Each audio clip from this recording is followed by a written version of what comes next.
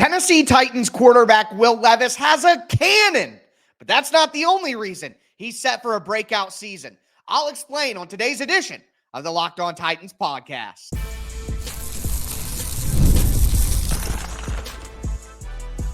You are Locked On Titans, your daily Tennessee Titans podcast, part of the Locked On Podcast Network, your team every day. Welcome to the Locked On Titans podcast. I am your host, Tyler Rowland, Titans fans. Today's edition of the Locked On Titans podcast is brought to you by Game Time. Download the Game Time app, create an account, use the code LOCKEDONNFL for $20 off your first purchase. Terms apply on today's show. I'll tell you why Will Levis has a cannon, but that's not the main reason why he is set for a breakout season. Also, I'll explain why Calvin Ridley needs to be wide receiver 1 for the Titans this year, and we'll look at some free agents that are still on the market that make the most sense for the Tennessee Titans. Before I dive in, do want to thank you for making Locked On Titans your first listen each and every day. Remember, Monday through Friday, Tennessee Titans content all year round, always for free. You're not going to beat that anywhere else. Make sure that you get subscribed, stay subscribed to the Locked On Titans podcast, part of the Locked On Podcast Network. Again, I am your host, Tyler Rowland, nearly 25 years as a Tennessee Titans fanatic. I covered the team for USA Today, Sports Illustrated, and I'm here breaking down the X's and O's with you guys all year long. Shout out to my everydayers out there tuning in Monday through Friday. Couldn't do it without you guys. We got a great show today. But tomorrow, I'm going to look at the guys that were absent from OTAs last week and tell you who needs to be out on the field the most while previewing this week's practices as well. So a lot of great content coming your way. Make sure, again, that you get subscribed, stay subscribed. But with that being said, let's get it. Will Levis. A lot of talk about Will Levis over the last few days, over the weekend. Some interesting developments, I will say the least. But what we know for certain right now is that Will Levis has an absolute cannon, all right? That is number one, what we know. But it's not just the physical attributes that have me excited for Will Levis and what he can do in year two. I think Will Levis is going to have a massive breakout season here, and I'm not the only one who thinks so. Brian Callahan, Tennessee Titans head coach, spoke recently on the Bussin' with the Boys podcast. It was a really good episode, a lot of insight. I would encourage you guys to check that out if you have time to do so. But Brian Callahan didn't just talk about the physical stuff with Will Levis. He talked about the mental aspects, the internal aspects, the personality aspects that make Will Levis great. And I think that's what we don't focus on enough. There is a focus on that when you talk about Will Levis. But of course, the number one things that people talk about, he's got the big arm, he's got the quick release, the physical talents that Will Levis has that give him the ability to be a high-level NFL quarterback. And it's crazy to me that some of those things, you know, the physical attributes cannot be ignored. Everyone sees it. But it's the mental stuff that I don't feel like he gets credit enough for what he showed last year, his ability to go through progressions, the leader that he is and is going to be as he gets forward. And Will talked about this on his own throughout this offseason, that last year you come in, you're the third string quarterback, you're a rookie, Ryan Tannehill is entrenched, has been the starter for multiple years. You're not going to do some of the things that you're going to do now that you're the number one quarterback and that you're the guy who's entrenched in the starting spot. And I think some of these quotes from Brian Callahan really illuminate what drew him to the Tennessee Titans job more than just the physical skill set of Will Levis. And Brian Callahan said this, quote, "I believe in Will Levis," which reminds me of like, I believe in Harvey Dent. We need to get that on a sticker, on a poster somewhere. That has to be a thing. But he says, "I believe in Will Levis. It's a large reason why I took the job. I think he's capable of being a really good player. He is not disappointed so far in the offseason program. He's fantastic. Does everything you want the way you want." He continued, the drive. He's got the drive. He wants to be a great player. He wants to do whatever it takes to be a great player. I think one of the cool things about watching Will get to play last year in some pretty adverse circumstances is you saw his toughness. I think that's a common theme with these guys, and Callahan was talking about Peyton Manning and Matt Stafford and Joe Burrow. And he continued, I think that's a common theme with these guys. They have this innate toughness that guys rally around. And he says, you saw the physical talent. He's proven toughness to his teammates. He's got all the traits. And again, Brian Callahan didn't mention the big-time arm. Brian Callahan didn't mention the release quickness. Look, of course he has the physical talent to do it, but it's all the other reasons is why Will Levis is going to break out this season, in my opinion. His drive, his toughness, his competitiveness, his willingness to be coached, his want to get better every single day. Like, I just feel like when we talk about pro sports, and you guys have heard this, if you played sports your entire life, it's not always the most talented guys that end up being the best players. It's the guys who want it the most. It's the guys who work the hardest. It's the guys who don't cut corners. It's the guys who inspire their teammates. It's the guys who people want to play for. Those guys often end up rising to the top, even above some of the more supremely talented guys. That is the way that life works. You can have all the talent in the world, but if you don't have the other stuff, it's going to be hard for you to get to your pinnacle. All right. It's going to be hard for you to reach your potential. So for me, you look at the cannon arm. Of course, Will Levis has a cannon. All right. And we know that. That is confirmed. Okay.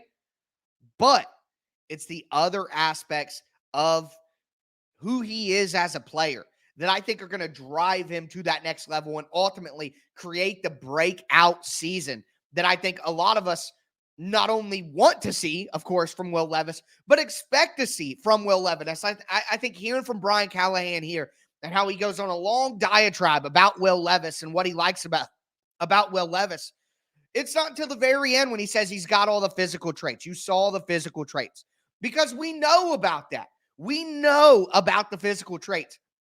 It's the other aspects of Will Levis as a person. They're going to set him apart, and that's what I'm most excited for. So let me know down below, what are your expectations for Will Levis this year? Seeing him work with Calvin Ridley, seeing him work with DeAndre Hopkins, seeing him work with Tyler Boyd, with the offensive line improvements that the Titans have made. Just really, really excited about what Will Levis is going to be able to do. And as somebody who doubted Will Levis coming into the NFL, I will be first in line to admit that I was wrong when he comes out and dominates in year 2. And I think that should be the expectation. And one of the reasons that he should be able to have a big breakout season is because of the talent that was added around him, namely Calvin Ridley and Tony Pollard. I'm going to tell you why those are the two most explosive additions the Titans made on offense this year, but both of those guys aren't necessarily the number one player at their position. So I'll explain who I think is wide receiver 1 for the Titans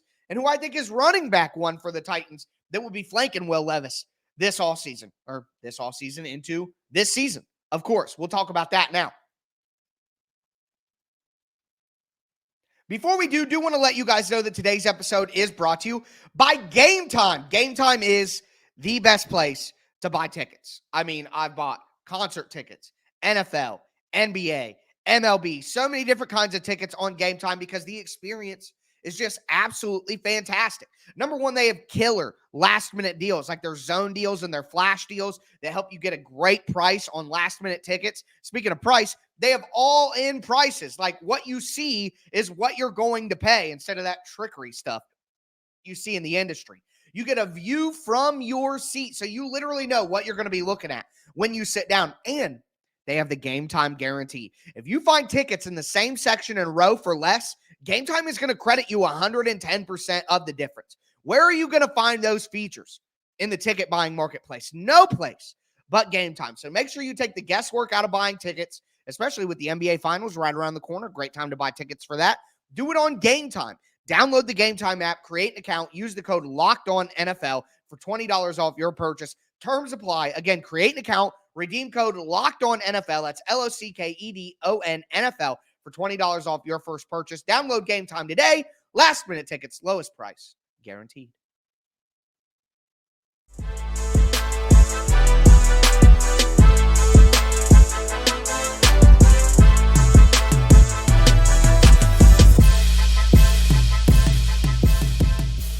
Titans fans, let's continue today's edition of the Locked On Titans podcast. Today's episode, yesterday's episode, kind of a recap of week 1 of OTAs. Of course, tomorrow's show, I'm going to be doing another preview for the second week of OTAs. The Titans hit the practice field once again on Wednesday, so I'm going to have a ton of content coming your way based on what happens at practice on Wednesday night. But tomorrow, I'm going to kind of preview all of that stuff. Make sure that you don't miss out. Get subscribed, stay subscribed. It's your team every day here on the Locked On Titans podcast, part of the Locked On Podcast Network. But kind of a controversial statement, potentially, here. But Calvin Ridley is the Titans wide receiver 1. I don't think there's a lot of question about that. And the other conversation I want to have here is Tony Pollard is RB2, while Tajay Spears is RB1. And I don't care what the salaries say. So I'll explain all of that. Got to start with Calvin Ridley, though.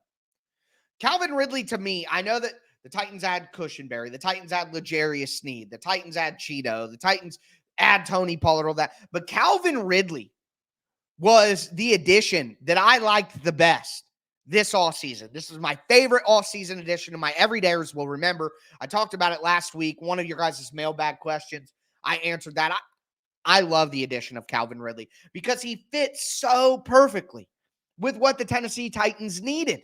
The Tennessee Titans had a terrible, maybe the worst wide receiver group in the NFL when it comes to separation data.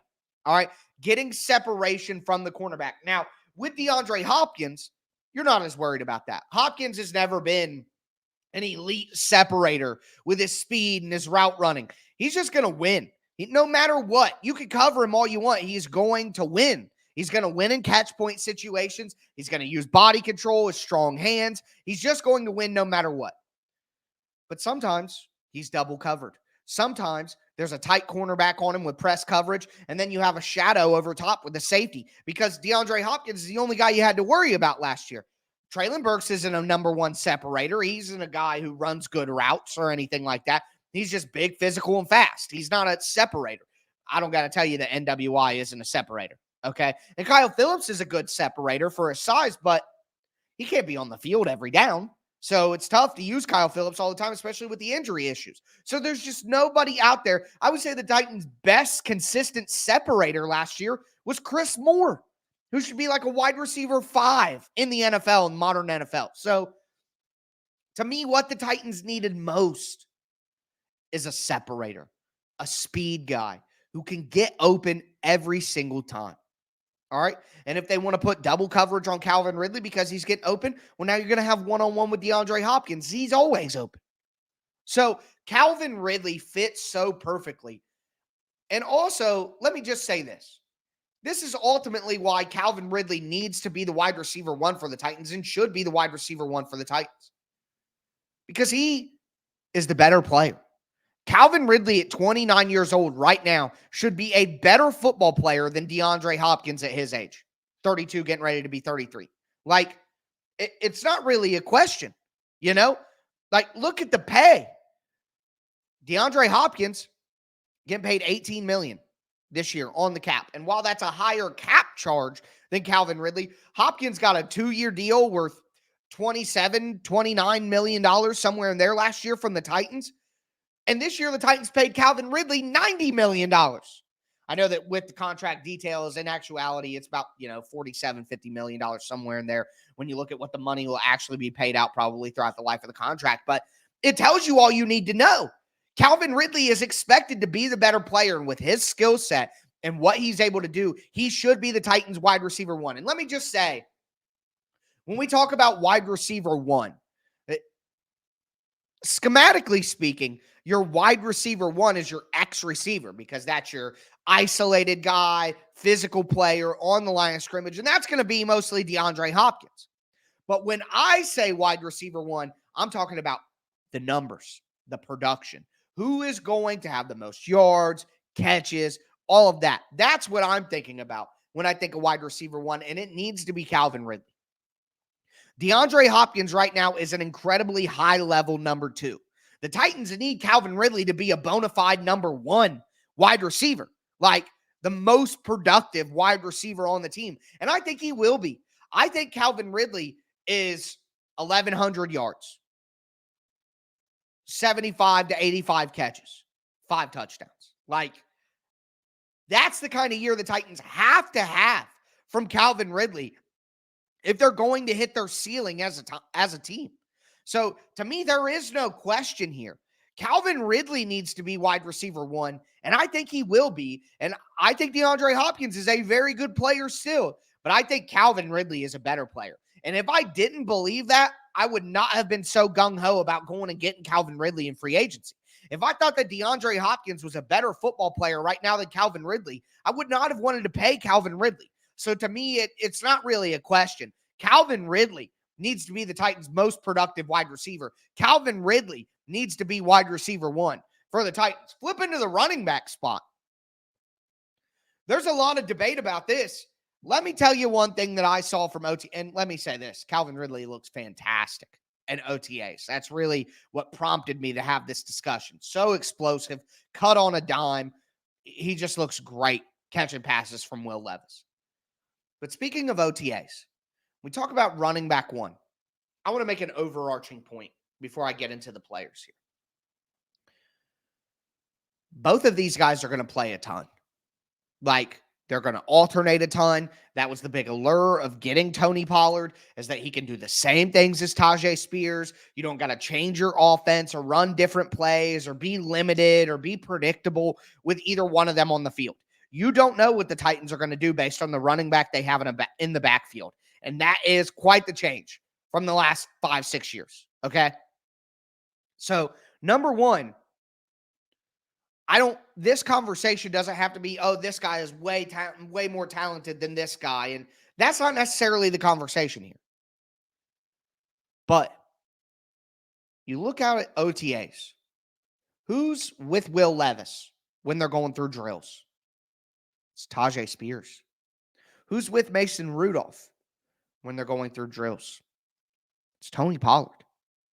So I don't care that you tell me that Tony Pollard got, $7 million a year on average. I don't care about that. Tajay Spears is on a rookie contract. If Tajay Spears was a free agent right now, he would get paid more money than Tony Pollard. So, when people use the money argument, it just doesn't make sense to me. Look, Tajay Spears is the Titans' RB1. I've said this all season, even before Tony Pollard got signed. Tajay Spears is RB1. But to me, that conversation is different than wide receiver. It's a technicality. What does it matter? If Tajay Spears gets 11 carries and Tony Pollard gets 10, does it really matter who's RB1 at that point? You know what I mean? To me, it just doesn't matter that much with running back.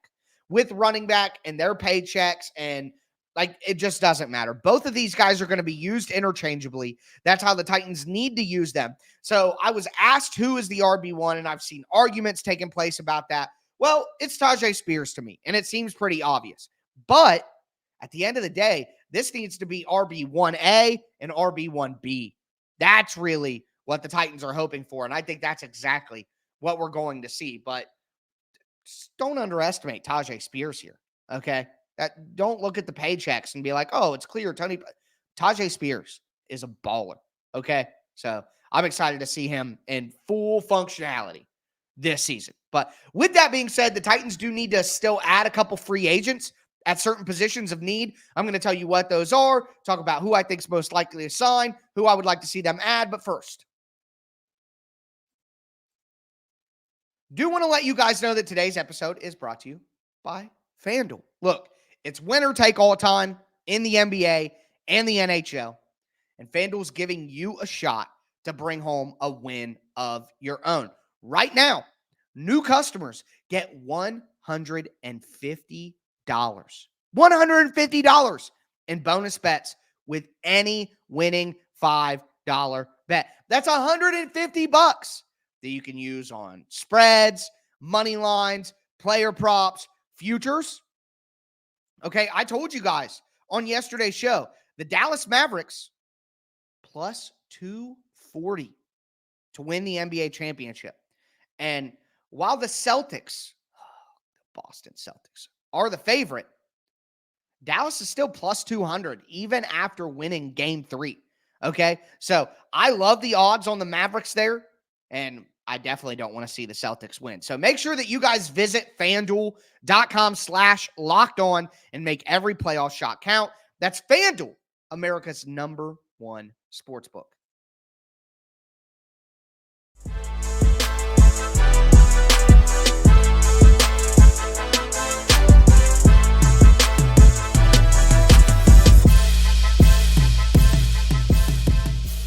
Titans fans, let's cap off today's edition of the Locked On Titans podcast. We talked about Will Levis and how he has a cannon, but that's not necessarily why I'm so excited for his breakout potential. We talked about Calvin Ridley being wide receiver 1, Tajay Spears being running back 1, but now we got to talk about some guys who need to be added to this team because there are still 2 blatant roster holes that this team needs to fill. Before I get into them, though, I do want to thank you again for making Locked On Titans your first listen each and every day. Also want to tell you guys that Locked On has launched the first ever national sports 24/7 streaming channel on YouTube, and now it's also available on Amazon Fire TV in the free Fire TV channels app. It's called Locked On Sports Today. Locked On Sports Today is here for you 24/7, covering the top sports stories of the day with local experts from Locked On, like me for Locked On Titans. Plus, you get coverage of every league from our national shows, like Locked On NFL, which I do on Thursdays, Locked On NBA, which is great to check out right now in the middle of the conference finals, of course. Find Locked On Sports Today, now available on the free Fire TV channels app. But 2 major needs. I talked about offensive tackle yesterday. I just don't see any free agent offensive tackles that are going to make a difference for the Titans. So no real point to focus in there. But there are 2 spots on defense where the Titans still have not made an addition, despite telling us that they were looking to make additions there. Number 1 is edge rusher. And then number 2 is safety. Let's start with safety. The big names are still out there, folks. Justin Simmons, Marcus May, Quandre Diggs, Jamal Adams, Eddie Jackson. I mean, there are still a lot of good free agents at safety. The question really becomes, when do the Titans think they need to add these players? To me, I want to get these guys in before mandatory minicamp in June. I think it's June 4th through June 6th is when the Titans are having their mandatory full-team minicamp. I would like to have the player in by then. All right. Then they get the break between mandatory minicamp. There's another OTA at the end, but a lot of teams cancel that after mandatory minicamp. They just say, oh, go enjoy your summer, come back for training camp at the end of July, be ready to go. I would like to get the new players acclimated to their teammates, even if it's just a 3-day stretch. Get them access to the building, get them acquainted with their coaches, their position coaches, the strength and conditioning staff, the expectations for the team, the playbook, all of that. I would like to get the player ingratiated a bit before training camp. But it looks like some of these players, and you think about it from an NFL player's perspective, do you really want to go do these OTAs that are technically voluntary, but you're new, so you're expected to show up? A lot of these guys would like to just take their summer off and then show up for training camp and be ready to go. I get it. But not every player on here would I be comfortable with that. You know what I mean? Like, not everyone on here is Justin Simmons, who was an all-pro last year. And let me also say, I saw a conversation take place, and there are Titans fans saying that Marcus May is better than Justin Simmons or a better fit in the Titans defense. There is no schematics on earth where Marcus May is better than Justin Simmons. Not a better fit, stop. Just stop. Look, I think Marcus May, because of the Jets connection with Denard Wilson from 2021, because of his aggressive physical style, I think Marcus May is who the Titans ultimately do sign at safety. But stop pretending that there is any situation where Marcus May is a better player than Justin Simmons, who is a multi-time All-Pro, and I'm pretty sure made the All-Pro team last year. Stop. So Justin Simmons is still my top choice. I think Marcus May is the most likely choice, though. But again, I would be excited about Quandre Diggs, who maybe isn't as physical as those guys, but as a good coverage player. Even an older player like Eddie Jackson, who has shown that he has great ball skills, can create turnovers, can play in the back end, physical enough to come forward if you want. I think at his age, you let him play more coverage. But the only player that I don't want out of that group is Jamal Adams. And I've said it before, and it's tongue-in-cheek, but at the same time, it's kind of not. Jamal Adams is a defensive lineman.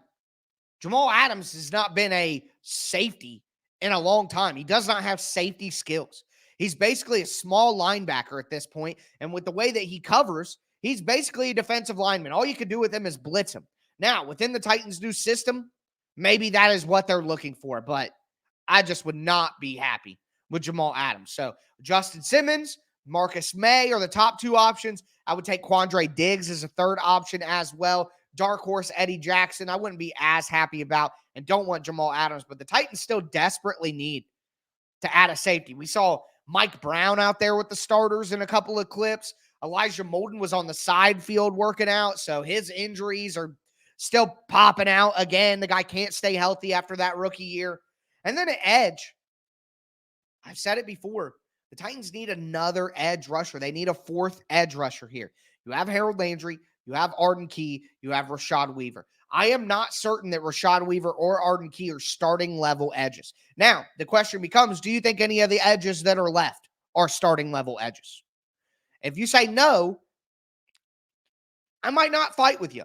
Carl Lawson, been injured a ton, although I really like him as another depth piece at edge. Emmanuel Ogbah, kind of a bigger, more physical guy, maybe not as strong, but that could be exactly what the Titans need as an early down edge setter.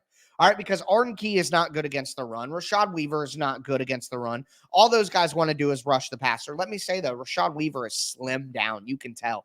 And let me also say, you say Traylon Burks looks a little chubby, and everyone freaks out. How can you tell? You don't know that. You're not a diet.